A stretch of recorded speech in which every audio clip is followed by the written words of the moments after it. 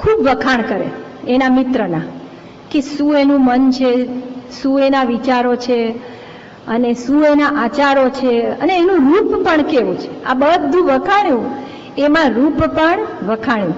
આ શું થયું? પુરુષ કથા. સ્ત્રી કથા જેમ ના કરાય એમ પુરુષ કથા એને કોની સામે કરી? એની પત્ની સામે. હવે આ પત્નીને થયું, કોણ જાણે મારે આમને મેળવવા છે. તક જોઈ કપિલ બહારગામ ગયો હતો. કપિલાએ ચિઠ્ઠી લખી, કઈ મેસેજ મોકલાવ્યો કે તમારા મિત્ર તમને બોલાવે છે, માંદા પડ્યા છે. ખોટું મિશ લઈને બોલાવ્યા. આવ્યા અને પૂછી છે, ક્યાં છે કપિલ? અને પેલી ખડખડાટ હસે છે અને દરવાજા બંધ કરી દીધા છે. ખડખડ હસે છે ને કે છે, મેં બોલાવ્યા છે. પરિસ્થિતિ પામી ગયા સુદર્શન શેઠ. પેલી આમંત્રણ આપે છે ત્યારે કે છે, એ પણ હસે છે. સુદર્શન શેઠ પામી ગયા પરિસ્થિતિ કે તું તો બની ગઈ, હું તો નપુંસક છું. પેલી એવી અકળાઈ ગઈ, દરવાજો ખોલીને એમને જવા દીધા. એ પત્યું. થોડા વખત પછી આ કપિલા અને અભયા રાણી, જે રાણીબા છે, એ બંને ખાસ બહેનપણા. બંને જણા બેઠા છે અને એક બગીમાં, સવારીમાં, વરઘોડામાં મનોરમા. મનોરમા કોણ? સુદર્શન શેઠના પત્ની. એ પત્ની અને એના 6 બાળકો એ સવારીમાં જતા હતા. ખૂબ સુંદર બાળકો હતા. એટલે કપિલાએ સેજે સેજે પૂછ્યું, આ બાળકો કેટલા સુંદર છે, કેટલા દેખાવડા છે, કોણા છે આ બાળકો? તો અભયા રાણીએ ઓળખાણ આપી, આ તો સુદર્શન શેઠના પત્ની છે ને આ એમના બાળકો છે. એ પેલી કપિલા કે તો હું તો બની ગઈ. એટલે પેલીએ કીધું, તું બની ગઈ? એટલે કે તારામાં એને પાણી ચડાવ્યું, કે તારામાં આવડત હોય તો તું ફસાવ હવે સુદર્શન શેઠને. એને પણ લીધું કે નહીં, હવે હું પણ તકની રાહ જોઉં. આ બાજુ ઇન્દ્ર મહોત્સવ ગામમાં જાહેર થયો. આખું ગામ એ ઉત્સવ મનાવવા ગામની બહાર જાય છે. રાણી સાહેબાએ કાંઈક બહાનું કરી અને ગામમાં રહ્યા. અને આવા ઉત્સવમાં સુદર્શન શેઠ વોઝ એક્ઝેમ્પ્ટેડ ઓલવેઝ, કારણ એમને પૌષધ લેવો હતો. એ પર્વનો દિવસ પણ હશે. એમને પૌષધ લેવા માટે રાજાએ કોઈ આગ્રહ ન કર્યો કે આપને આવવું જ પડશે. કૌશકમાં ઊભા છે પૌષધમાં. આ બાજુ એને બધું પ્લાન કરી રાખેલું, બધા સ્ટેચ્યુઝ મંગાવ્યા. સ્ટેન્ડિંગ સ્ટેચ્યુઝ કપડામાં બાંધી અને અંદર મંગાવ્યા. એમાં ભેગા સુદર્શન શેઠને પણ કપડામાં બાંધીને લઈ ગયા. એટલે માણસોને ખબર ના પડે ને કે આ સ્ટેચ્યુ ભેગા સુદર્શન શેઠ પણ અંદર ગયા. પણ એની પણ માંગણીને કૌશક પાર્યો જ નહીં. એની પણ માંગણી જ્યારે ન સંતોષાઈ ત્યારે એને બૂમાબૂમ કરી ચાલુ અને આક્ષેપ ખોટા કર્યા. રાજા આવ્યા, પૂછ્યું. ખૂબ એમને માન છે સુદર્શન શેઠ પ્રત્યે, પણ કે તમે કંઈક બોલો તો ખરા બચાવમાં. એમને મગનું નામ મરી ના પાડ્યું. મૌન એટલે મૌન, બોલ્યા જ નહીં, કોઈ સફાઈ નહીં. કે હું જો કહીશ તો અભયા રાણી એનું શું થશે? કરુણાથી બોલ્યા જ નહીં, કે મારું જે થવું હશે તે કરે.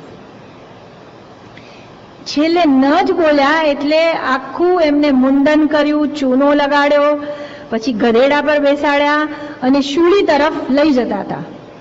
એ ગધેડા પાસેથી લઈને માણસો બધું જાહેર કરતા કરતા જતા હતા. વાત ઉડીને કોની પાસે પહોંચી? મનોરમા. બધા સુદર્શન શેઠને ઓળખે છે, પણ મનોરમા પડદા પાછળની વ્યક્તિને ખાસ ઓળખતા નથી. સૂળીનું સિંહાસન થયું એ ખાલી સુદર્શન શેઠના નૌકારથી જ થયું છે એવું નથી. મનોરમાના પણ કૌશકથી થયું છે. મનોરમાએ પણ એ જ વખતે અપ્પાણમ વો સિરામી કરીને કૌશક કર્યો. કૌશકમાં એવું બળ છે. એવા શાસ્ત્રમાં અનેક દ્રષ્ટાંતો આવે છે કે આખા સંઘે કૌશક કર્યો. યક્ષા સાધ્વીજી સિમંદર સ્વામી પાસે કોઈ દેવ લઈ જાય છે, એ સલામત પાછા ના આવે ત્યાં સુધી આખા સંઘે શું કર્યું? કૌશક. પાછા આવશે પછી જ પાડશું. આપણે પણ કૌશક કરવાના છે. અને એનાથી જે સૂક્ષ્મ બળ ઊભું થાય છે, મેં ડાયનામિક અને સ્ટેટિકની વાત કરી હતી ને, કૌશક ઇઝ વોટ સ્ટેટિક, અને એના લીધે સક્રિય પોઝિટિવ એનર્જી જે ડાયનામિક રીતે આખા વિશ્વમાં સુધી ફેલાય છે. સાધુ ભગવંતો કેવા છે? સ્ટેટિક. અને શ્રાવક કેવા છે? ડાયનામિક. ઘરમાં સ્ત્રી is suppose to be static અને પુરુષ is suppose to be dynamic. હવે બેવ ડાયનામિક થઈ જાય એટલે ડાયનામો થાય. એક સ્ટેટિક, આ ધરતી શું છે? સ્ટેટિક. તો એના ઉપર ડાયનામિક થાય છે. સિદ્ધ ભગવંતો સ્ટેટિક, અરિયન ભગવંતો ડાયનામિક. એક આવું તત્વ હોય તો બીજું. માટે એમ કહ્યું છે behind every man there is a, કારણ કે એનું બળ કેવી રીતે મળે છે? ડાયનામિક ફોર્સ જે આવે છે એ શેમાંથી આવે છે? એક સ્ટેટિક તત્વ હોય તો એમાંથી આવે છે. તો અહીંયા આગળ એને કૌશક લીધો. મનોરમા કૌશકમાં છે અને આ બાજુ પોતે પણ નમસ્કાર મહામંત્ર ગણે છે. સૂળીનું શું થયું? સિંહાસન. અને રાજાને લોહી રમતો કર્યો. અને રાજાને ત્યાં બેઠા બેઠા ખબર પડી કે મારી ભૂલ થઈ છે, અને પ્રસિદ્ધ છે કે સૂળીનું સિંહાસન થયું. એવા સુદર્શન શેઠ દર પર્વના દિવસે પૌષદ વ્રત લેતા હતા. આપણે સૌ આવો એક નમૂનો લઈએ એવી મારી એક અરજ છે કે સામાયિક તો કરીએ છીએ. હવે બોલો, સંવત્સરીના દિવસે દેશાવગાસી કરવું છે? દેરાસરમાં બેસીએ, બોલો કરવું છે? હા, 8 સામાયિક કરવા છે. હું આવીશ. ઈચ્છા હોય તો જાહેર કરજો. આપણે 2 પ્રતિક્રમણ તો કરીએ જ છીએ, ત્યાં મળવાના જ છીએ. સ્નાત્રની સાથ થતું હશે ત્યારે ઉપર કે નીચે સામાયિક કશે થતું હોય તો સામાયિક ચાલુ રાખીને થોડા જણા બેસવું હોય તો બેસાશે.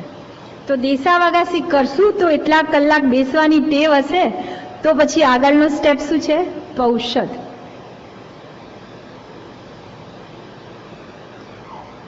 આમ તો આ 3જો દિવસ છે.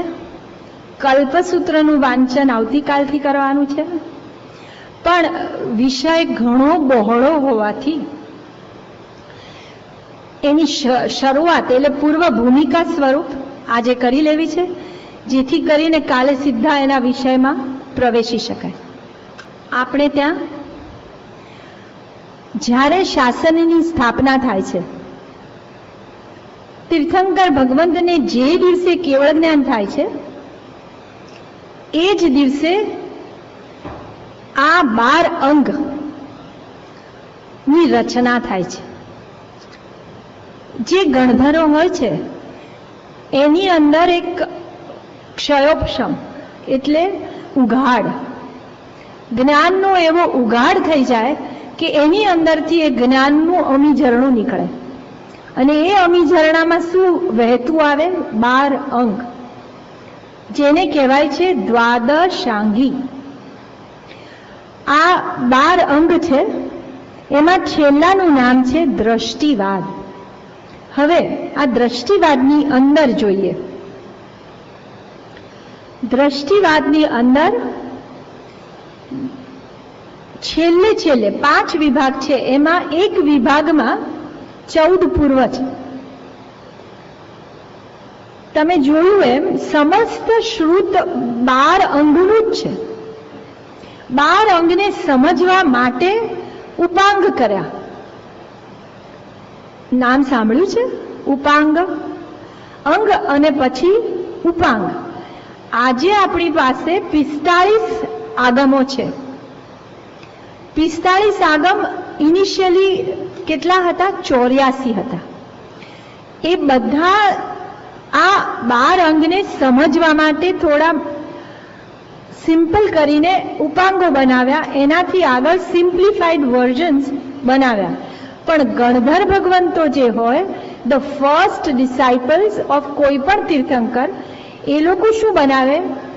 માત્ર 12 અંગની રચના કરે.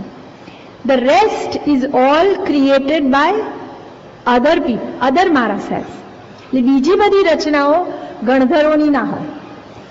આ 12 અંગ સિવાય આપણી પાસે 2 પ્રતિક્રમણના જે સૂત્રો છે એ ગણધર રચિત છે. ઓકે, એ આ જ વખતે રચના થઈ હોય. આવશ્યક સૂત્ર નામનું એક અંગ આવે છે, એની અંદર આપણા આ સૂત્રો હોય. તો હવે એ 12મું અંગ is the last word in literature really speaking. પછી એનું એક્સપેન્શન, એનું સિમ્પ્લિફાઈડ વર્ઝન એ અલગ વસ્તુ છે.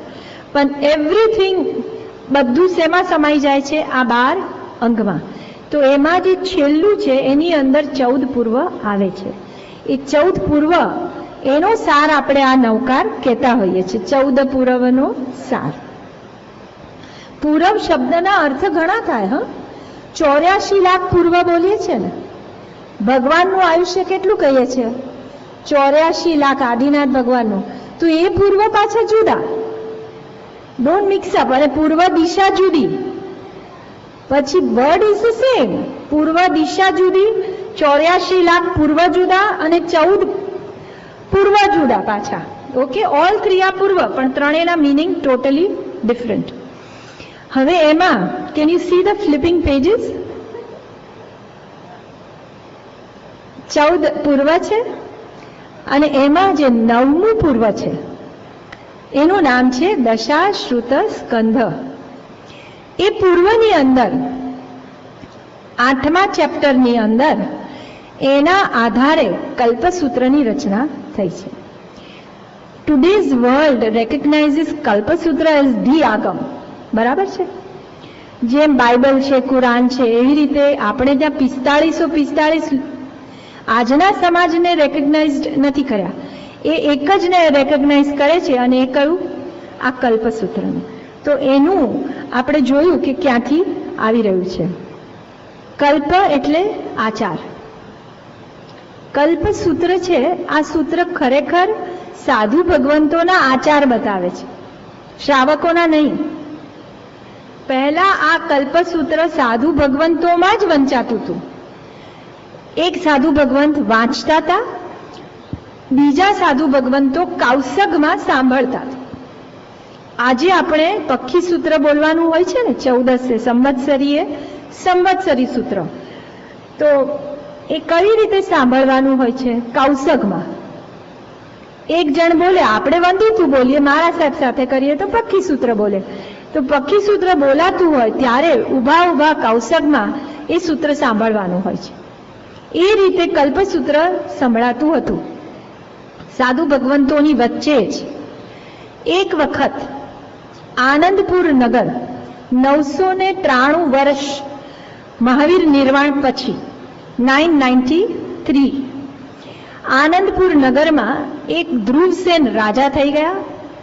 એ ધ્રુવસેન રાજાનો એકનો એક દીકરો બરાબર પર્યુષણના આગલા દિવસે જ ગુજરી ગયો. ખૂબ શોક મગ્ન થયા આ રાજા.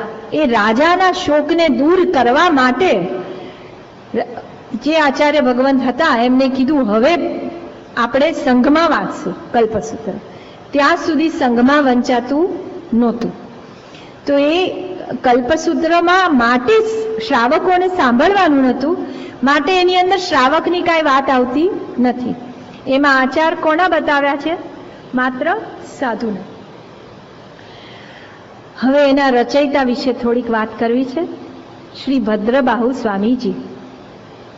એ લગભગ મહાવીર સ્વામીના નિર્વાણ પછી 200 વર્ષની અંદર થઈ ગયા. છઠ્ઠી પાટે આવ્યા. એરાર્કી કહીએ ને, ભગવાન પછી સુધર્મા સ્વામી.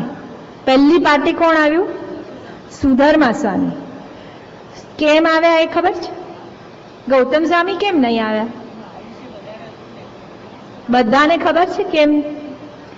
કેમ કે સુધર્મા સ્વામીનું આયુષ્ય ગૌતમ સ્વામીથી વધારે હતું. ક્યારેય પણ એટ એની ટાઈમ કોઈ પણ ગણધરોમાં પાઠ કોને સોંપાય? પહેલો છેલ્લો એવું ના જોવાય. જેનું આયુષ્ય સૌથી વધારે હોય એને પાઠ સોંપવામાં આવે. એટલે દરેક જણાએ આવા 2 પ્રતિક્રમણ સૂત્રની રચના કરી હતી. આપણા કેટલા ગણધર થઈ ગયા મહાવીર સ્વામીના? 11. તો 11 બનાવેલા છે આવા સૂત્રો. દરેકે બનાવ્યા, પણ શબ્દોમાં ફેરફાર હોય, પણ મેટર અર્થ સમાન હોય. દરેકે ગુરુ સ્થાપના સૂત્ર બનાવ્યું. પંચેન્દ્રિય જ નામ હોય એવું જરૂરી નહીં. ગુરુની સ્થાપના માટેનું સૂત્ર બનાવ્યું. ઈર્યા વૈયા કરવા માટેનું સૂત્ર બનાવ્યું. 7 લાખ એટલે ક્ષમાપનાનું સૂત્ર બનાવ્યું. પણ નોટ નેસેસરીલી વર્ડ્સ આ જ હોય. પણ આપણી પાસે જે આપણા 2 પ્રતિક્રમણ સૂત્રો આવ્યા એ કોની દ્વાદશાંગી, કોના વર્ડ્સ આવ્યા? સુધર્મા સ્વામીના. તો એમની 6ઠી પાટે આ ભદ્રબાહુ સ્વામી આવ્યા. એ ભદ્રબાહુ સ્વામીજી શ્રુત કેવળી કહેવાયા. એમની રચના કલ્પસૂત્ર પણ છે. બીજી કઈ છે? ઉવસગહરમ છે. અને એ 14 પૂર્વી હતા. હી વોઝ ધ લાસ્ટ 14 પૂર્વી. લાસ્ટ 6 શ્રુત કેવળી થયા. જે 14 પૂર્વી હોય એનું બીજું નામ છે શ્રુત કેવળી. Either you call him 14 Purvi or you call him Shrut Kevali, because સમસ્ત શ્રુત આવડે છે. એટલે જાણે કેવળ જ્ઞાન ન થઈ ગયું હોય શ્રુતના આધારે. શ્રુત કેવળી પણ એવી દેશના આપી શકે કેવળી જેવી, એટલે એને શ્રુત કેવળી કહેવાય. એવું આપણે ત્યાં કાલકાચાર્ય થઈ ગયા. એક મારા sir, just a little by the way, સિમંદર સ્વામીને એક ઇન્દ્ર મહારાજાએ પૂછ્યું કે આપે હમણાં જ જે નિગોધનું વર્ણન કર્યું, નિગોધ એટલે આપણો સ્ટાર્ટિંગ પોઈન્ટ, તે એનું જે વર્ણન કર્યું, આવું જ વર્ણન કોઈ શ્રુતના આધારે એટલે ચોપડીમાં વાંચીને કે ભણીને આવું સેમ વર્ણન કરી શકે? તો કે હા, અત્યારે જ કરી રહ્યા છે કાલકાચાર્ય, તમે જાઓ સાંભળો. તો અહીં સાંભળીને ત્યાં ગયા. બંનેનું સેમ. એટલે એને શું કહેવાય? શ્રુત કેવળી. શ્રુતના આધારે પણ દેશના કેવી બાપે? કેવળી જેવી. તો એવા આ ભદ્રબાહુ સ્વામી, એ અને એમના ભાઈ, મોટા ભાઈનું નામ છે વરાહ મિહિર. બંને દીક્ષા લીધી, બંને 14 પૂર્વ ભણ્યા. ભણ્યા પછી આચાર્ય ભગવંતને ભદ્રબાહુ સ્વામીજી વધારે યોગ્ય લાગ્યા, એટલે એમને આચાર્ય પદવી આપી. પણ વરાહ મિહિર જે મોટા ભાઈ હતા એમને ન આપી. એટલી બધી ઈર્ષ્યા આવી કે વ્યક્ત કરી લીધું. કઈ રીતે? કે દીક્ષા છોડી દીધી. દીક્ષા છોડી અને જેવું સંયમને શાસન પ્રત્યેનો અભાવ થયો એટલે શું થયું ખબર છે? Something technical. 14 પૂર્વમાંથી માત્ર એને 9.5 પૂર્વ જ યાદ રહે. જેવું મિથ્યાત્વ આવે બાકીનું બધું ભૂલાઈ જાય. ફરીથી કહું, સમ્યક દર્શન, રાઈટ ફેથ હોય તો જ 14 પૂર્વ ભણાય, ભણી શકે. અને જો રોંગ ફેથ હોય તો ભણેલું પણ ભૂલાઈ જાય. બેઠું એટલે કેટલું ભૂલાઈ જાય? 9.5 સુધીનું મેક્સિમમ રહી શકે. એની ઉપરનું જેટલું હોય, 10મું અંગ, 11મું અંગ, બધું વિસ્મરણ થઈ જાય. જેવું મિથ્યાત્વ આવ્યું, રોંગ ફેથમાં ચડી ગયો, દુર્ભાવમાં ચડી ગયો, એટલે બધું ભૂસાઈ ગયું. હવે એને કશું યાદ નથી. પણ 9.5 પૂર્વ એને મિસયુઝ કર્યા. આજીવિકા ચલાવવા માટે એને જ્યોતિષનો પ્રચાર કર્યો અને હું જાણે પ્રકાંડ જ્યોતિષ છું એવું એને શરૂ કર્યું. અને પછી રાજાનો ખાસ ચમચા જેવો બનવા ગયો. એક વખત રાજાને ત્યાં પુત્ર જન્મ્યો. પુત્ર જન્મ્યા પછી વધામણી કરવા ગયો, મસ્કા મારવા ગયો. અને વળી પાછી પેલી ઈર્ષ્યા તો છે જ ઊભી. તો કે આ જૈનાચાર્ય કેવા છે? આ જૈનાચાર્ય તમારા પુત્ર જન્મની વધામણી કરવા આવતા નથી, એટલા તો અવિવેકી છે. એટલે રાજાને થયું આ કાચા કાનના હોય, એટલે કે હા સાચી વાત છે, એ લોકો આવવું જ જોઈએ, કેમ આવ્યા નથી? તો માણસો મોકલ્યા. તો ભદ્રબાહુ સ્વામીજીએ જવાબ આપ્યો કે હમણાં વધામણી કરવા આવું અને વળી પાછા 7 દિવસે શોક મનાવવા આવું, એના કરતા 2 સાથે બતાવી દઈશ. એટલે પછી આવું સાંભળીને તો એ દોડતા આવ્યા ઉપાશ્રય. કોણ? પોતે રાજા પોતે. કે આવું આપ શા માટે કહો છો? તો કે છે બાળક આપનું 7 દિવસ પછી બિલાડીથી મૃત્યુને પામશે. ગામમાંથી બધી બિલાડીઓ કાઢી નાખી, બાળકને મોકલી દીધું અંડર બેઝમેન્ટમાં અને સખત ચોકી પહેરો રાખ્યો. તેમ છતાં 7મે દિવસે જે સ્ટોપર હતી એના ઉપર બિલાડીનું મોઢું હતું. એ કોણ જાણે કેમ ઢીલું થયું અને બાળક ઉપર પડ્યું અને બાળક મૃત્યુને પામ્યો. આવી રીતે 2-3 વખત વરાહ મિહિર શું થયું? ખોટો પડ્યો. વરાહ મિહિર ખોટો પડ્યો. એનું જ્યોતિષમાં એ હંમેશા ભૂલાયો, એટલે એનું નાક કપાયું, રાજાનું માન ગયું, એટલે એ પછી મૃત્યુ પામી અને પછી આ વ્યંતર દેવ થાય છે. આખા ગામ પર ગુસ્સો કાઢે છે અને શું બનાવે છે? આખા ગામને હેરાન કરે છે, રોગચાળો. એના માટે ભદ્રબાહુ સ્વામીએ શું બનાવ્યું? ઉવસગહરમ. અને એ આપણા ભદ્રબાહુ સ્વામીજી આપણા કલ્પસૂત્રના રચયિતા છે. કલ્પસૂત્રની ભાષા કઈ છે? પ્રાકૃત. મોટા ભાગના આપણા આગમો 11 અંગ બધા પ્રાકૃત ભાષામાં છે. નવકાર કઈ ભાષામાં છે? પ્રાકૃત. 2 પ્રતિક્રમણ સૂત્રો કઈ ભાષામાં છે? પ્રાકૃત. સંસાર દાવાનલ સમ સંસ્કૃત. એ કેવી અજબની રચના છે. જે વર્ડ્સ છે ને સંસાર દાવાનલના, એ વર્ડ્સ સંસ્કૃતમાં પણ આ જ થાય અને પ્રાકૃતમાં પણ આ જ થાય. વિચાર કરો. હિન્દી ગુજરાતીના કોમન વર્ડ્સ નથી હોતા ક્યારેક? તો એવા ચૂની ચૂનીને લીધા છે. સંસ્કૃત વાંચનારને લાગે હું સંસ્કૃત વાંચું છું અને પ્રાકૃત વાંચનારને શું લાગે? હું પ્રાકૃત વાંચું છું. કેવા કેવા મેધાવી હશે. તો આ પ્રાકૃત ભાષાનો ગ્રંથ છે અને વાંચન ક્યારથી શરૂ થાય? 4થા દિવસથી શરૂ થાય. એની ગાથા 1200 છે. એટલે એનું નામ, બીજું નામ શું છે? 12 સૂત્ર. પણ ઘણા એવું માને કે કલ્પસૂત્ર જુદું ને 12 સૂત્ર જુદું. એવું નથી. 4થા દિવસથી 7મા દિવસ સુધી કલ્પસૂત્રનું વાંચન શરૂ થાય. પણ છેલ્લે દિવસે શું કરે મારા સાહેબ? 1200 ગાથા સંઘમાં મૂળ સંભળાવે. એ સાંભળનાર ના કાન પાવન થાય અને કહે છે કે આ કલ્પસૂત્ર જે ગુરુ મુખે, હા અહીંયા નહીં, ગુરુ મુખે 21 વાર સાંભળે એ ત્રીજે ભવે મોક્ષે જાય. ફરીથી કહું છું, ગુરુ મુખે એટલે ઇટ હેપન્સ ઓનલી ઇન ગુરુ મુખે. એટલે પર્યુષણ કરવા તો જાઓ ત્યાં, હું એમ કહું છું. ઇન્ડિયા ફોર ગુડ નહીં જતા, પણ take your holidays off at that time. પણ અહીંયા તો એ વખતે ગરમી ને ગંદી ને એવું બધું લાગે. અહીંયા તો શિયાળો કટ કરવા ત્યાં પહોંચે બધા ડિસેમ્બરમાં. તો અહીંયા પર્યુષણ ટાઈમમાં ખરેખર જેને ભૂખ લાગી હોય એને પર્યુષણમાં જ જવું જોઈએ. વ્યાખ્યાન, શ્રવણ બધું મળે, લાભ મળે. તો આપણી વાત શું હતી કે 1200 ગાથા છેલ્લે દિવસે મહાવીર મહારાજ સાહેબ સંભળાવે. તો એ 12 સૂત્ર એટલા માટે બોલાય કારણ કે 1200 ગાથા સંભળાવે છે અને સાથે પેલું ચિત્ર દર્શન થતું હોય.